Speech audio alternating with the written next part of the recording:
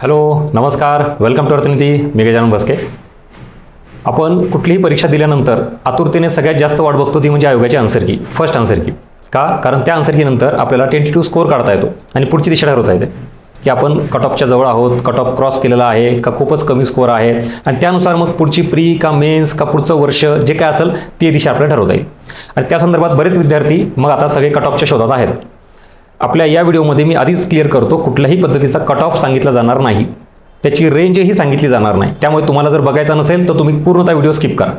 आता ॲक्च्युली मला या व्हिडिओमध्ये तुम्हाला हे सांगायचं आहे की ज्यावेळी या सगळ्या कट ऑफच्या मागे लागतो आपण, 1-2 दिवस, 3 दिवस, 4-5 दिवस इथपर्यंत इनफ, खूप झालं. वेगवेगळ्या इन्स्टिट्यूटनी जे काही कट ऑफ क्रेडिट केलेले आहेत त्याचा एक अंदाज घेण्यासाठी तुम्हाला 4-5 दिवस तुम्ही त्याच्यात इन्व्हेस्ट करणं चांगली गोष्ट आहे, कारण पुढची दिशा ठरवायची आपल्याला. म्हणजे कट ऑफ प्रिडिक्शन सांगणं हे चुकीचं आहे का नाही, किंवा त्याचा अंदाजा घेणं हे चुकीचं आहे का तर नाही, कारण पुढची दिशा ठरवायची असते आपल्याला. पण मला एक ऑब्झर्वेशन असं लक्षात आलं, लिटरली मुलं म्हणजे विद्यार्थी या कट ऑफच्याच ह्याच्यामध्ये जोपर्यंत आयोगाचा रिझल्ट येत नाही तोपर्यंत कट ऑफच्या मागे असतात. मग 1 महिना असेल, 1.5 महिना असेल, एवढा टाईम त्याच्यामध्ये घालवतात. बरं, अभ्यास करतायत का? तर करतायत, पण पूर्ण ताकदीनं अभ्यास होत नाहीत का? धाकधूक कट ऑफ किती लागेल, काय लागेल. माझं असं म्हणणं आहे की तुम्ही जे काही ठरवायचं आहे ते पहिल्या 4 दिवसात 5 दिवसात ठरवा आणि याचा विषय इथंच थांबवा आणि निर्णय घ्या की आता आपण इन आहोत की आऊट आहोत. म्हणजे मी क्वालिफाय होणार आहे का नाही पुढच्या एक्झामला, आणि मग माझं नेमकं टार्गेट काय ठरवायचं आहे हे जर तुम्ही डिसाईड नाही केलं तर लिटरली 1 महिना, 1.5 महिना किंवा कधी कधी आयोग 2-2 महिने रिझल्ट लावत नाही. तुमचे 2 महिने कसे वेस्ट होतात तुम्हाला लक्षात सुद्धा येत नाही. या सगळ्यांचा आढावा मी तुम्हाला आता या व्हिडिओमध्ये घेणार आहे. आणि मग एंडला कळतं रिझल्ट इव्हन आला तरी पुन्हा नुकसान झालेलं खूप असतं हे लक्षात येतं. रिझल्ट गेला तर विषयच येत नाही, मग आपल्याला पुढची दिशा ठरवते लगेच.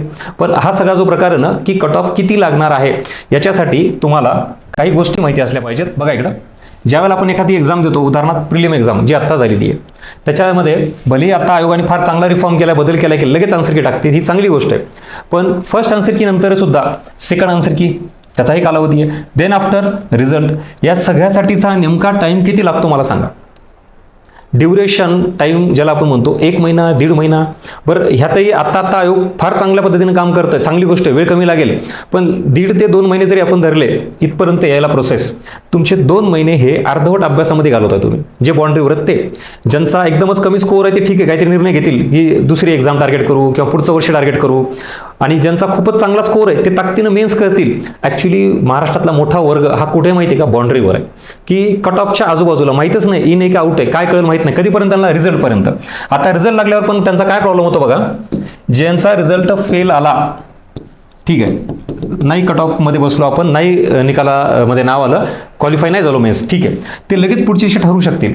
आता सगळ्यात जास्त नुकसान कोणाचं माहिती आहे का?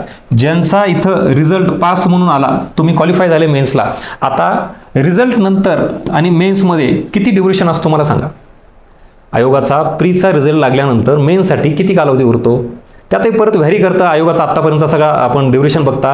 कधी तर लिटरली 1 महिन्यावर मेन्स घेतलेली आयोगाने, फक्त 1 महिन्यावर. 1 महिन्यात तुम्ही काय मेन्स करणार आहे? बरं, आपण असं गृहीत धरू 1.5-2 महिने भेटले, 2 महिने सुद्धा इनफ आहेत का, सफिशियंट आहेत का मला सांगा मेन्सच्या याला. त्यात लँग्वेज ॲड होते मध्ये, इंग्लिश मराठी, GS तर समजा प्रीचा आपण बेस असतो आपला थोडाफार. What about language, English Marathi, जे की तुम्हाला तिथे रिझल्ट ठरवतो. मग एवढ्या कमी ड्युरेशनमध्ये जे विद्यार्थी पास झालेत त्यांना सुद्धा स्वतःला त्यांना माहिती असतं की अरे आपण आता एवढा कमी वेळेत काय करणार आहेत, आणि मग पुन्हा धाकधूक, पुन्हा अजून पळापळ सुरू होते, हे वाचू ते वाचू, असं करू तसं करू, सगळा गोंधळ. म्हणजेच नुकसान काय झालं, तुम्ही इथं या. आता परत तुम्हाला मी आत्ता प्रेझेंटमध्ये आणतो. आज ज्या सिच्युएशनला तुम्ही आहात तिथं पटकन स्वतःला डिसाईड करा की मला नेमकं काय करायचं ते, इतर कट ऑफचा आढावा घेऊन. नाही तर हे 1.5 ते 2 महिने वेस्ट करण्यात काहीच अर्थ नाही. रिझल्ट आला तरीही तुम्ही एक संधी गमावलेला असाल, कारण जे विद्यार्थी इथं सिरियसली इथून अभ्यास करतायत त्यांचा इथून पुढे सगळा रिव्हिजनचा पार्ट सुरू झालेला असेल, आणि ज्यांना इथं कळालं की माझा रिझल्ट आला त्यांचा तिथून अभ्यास सुरू झालेला असेल. म्हणजे विचार करा, आपण इतरांच्या तुलनेत जर मागे पडलो तर रिझल्ट कसा येणार आहे. हा झाला एक पॉईंट इथं. नेक्स्ट, आता हे भलेही मागच्या वर्षीचं असेल पण ही डायग्राम मला रिलेव्हंट वाटली. बघा काय होतं ते, इथून सुरुवात होती ही कॅन्डल जळण्यासाठी जानेवारीपासून, फार रिलेट करते बघा तुम्हाला, म्हणून मला हा व्हिडिओ शेवटपर्यंत बघा. इथं कट ऑफ किती आहे याचं उत्तर तुम्हाला सगळ्या इन्स्टिट्यूटकडून मिळेल, पण माझं असं म्हणणं ह्या कट ऑफच्या मागे आपण किती दिवस पळायचं त्याचं उत्तर इथं मिळेल.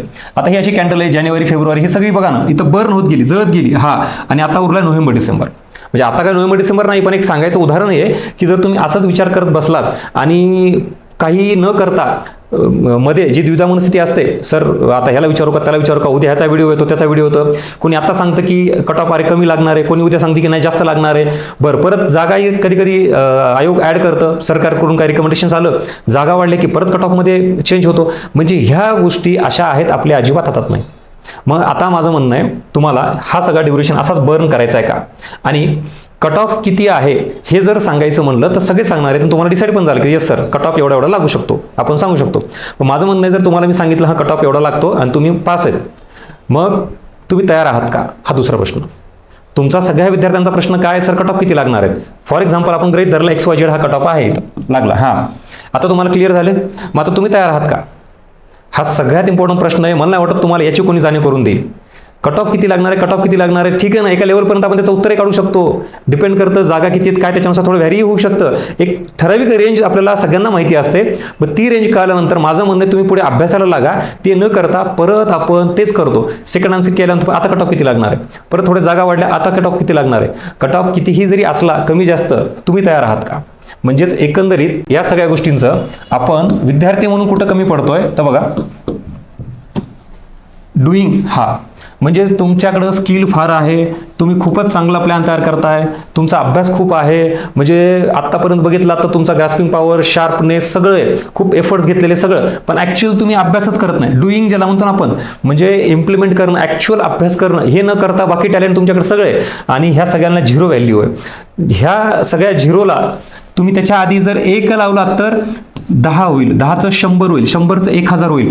म्हणजेच पुढचे तुमचे सगळे शून्य हे काउंट होतात. कधी, जेव्हा तुम्ही ॲक्च्युअल काहीतरी अभ्यासाला सुरुवात कराल. अदरवाईज अभ्यास न करता तुम्ही भरपूर हुशार आहात, खूप अभ्यास केला आहे, नॉलेज आहे, ग्रास्पिंग पॉवर आहे, सगळे स्किल आहेत, ह्या सगळ्यांना झिरो व्हॅल्यू असते, झिरो, जोपर्यंत तुम्ही ॲक्च्युअल काही काम करत नाहीत. Yes or no. आणि आत्ता ती सिच्युएशन आहे.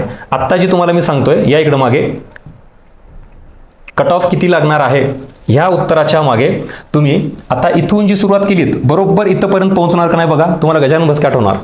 1-1.5 महिन्यानंतर, 2 महिन्यानंतर जेव्हा तुम्हाला असं लक्षात आलं, जाग आली, अरे आता मी फेल झालो, पण मग हे 1.5-2 महिने वाया गेले, त्याला कोण जबाबदार आहे.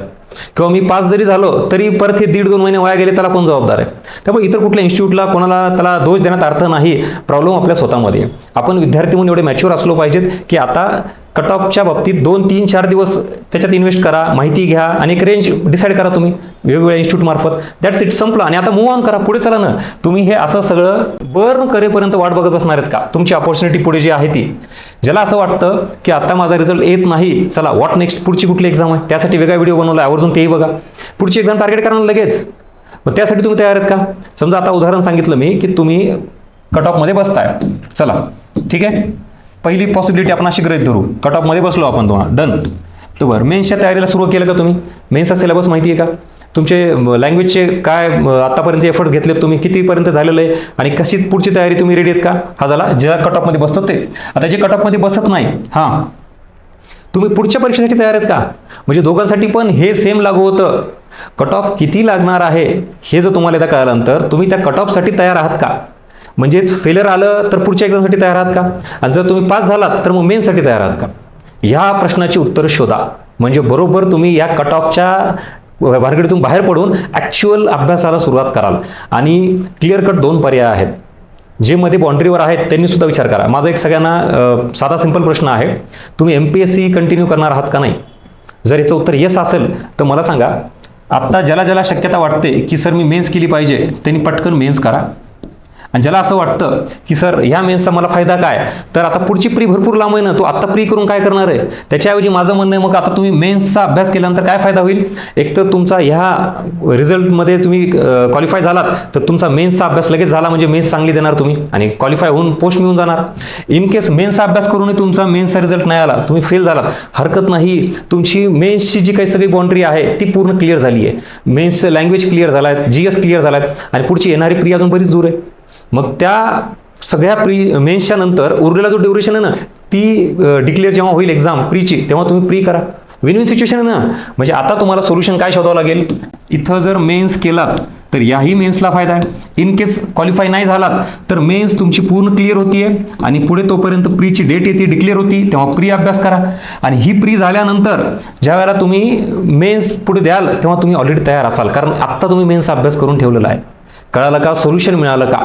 आणि ह्या अँगलने विचार करा, कट ऑफ किती महिने खेळत बसणार, किती दिवस त्याच्यात वेस्ट करणार. पण ह्याच्यामुळे काय होतं, तुमच्या अभ्यासाला ती ताकदही येत नाही. बरोबर आहे का? तुम्ही कितीही ठरवा, तुमचं लक्ष त्या कट ऑफकडे गेलात की अभ्यास वीक होतो. कारण हे सतत रोज बदलतं. कोणीतरी मित्र सांगतं की अरे नाही, कट ऑफ एवढा लागणार आहे, कोणीतरी सांगतं की जास्त लागणार आहे. म्हणजे ज्या वेळेला असं वाटतं की आपला कट ऑफ मध्ये बसतो आपण, तेव्हा अभ्यासाची इंटेन्सिटी जास्त असते.